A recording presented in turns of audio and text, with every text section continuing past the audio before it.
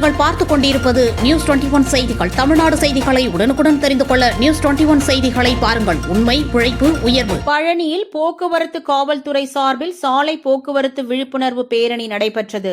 இதில் ஏராளமான கல்லூரி மாணவ மாணவிகள் கலந்து கொண்டு விழிப்புணர்வை ஏற்படுத்தினர்.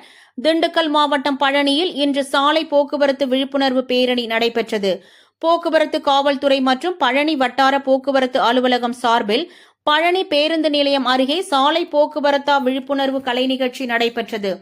இதில் வாகனங்களில் செல்லும் போது செல்போன் பேசிக் கொண்டு செல்வது, முறையான ஆவணங்கள் இன்றி வாகனங்கள் ஓட்டுவது, சாலை விதிமுறைகளை பின்பற்றாமல் வாகனம் ஓட்டுவது ஆகியவற்றால் ஏற்படும் கேடு குறித்து மாணவ மாணவிகள் பங்கேற்ற நாடகம் நடைபெற்றது. தொடர்ந்து பேரணியை வட்டார போக்குவரத்து அலுவலர் கார்த்திகேயன் கொடியசைத்து துவக்கி வைத்தார். பேருந்து நிலையத்திலிருந்து துவங்கிய பேரணியானது பழனி நகர முக்கிய வீதிகளில் வலம் வந்து மீண்டும் பேருந்து நிலையத்திலேயே நிறைவடைந்தது.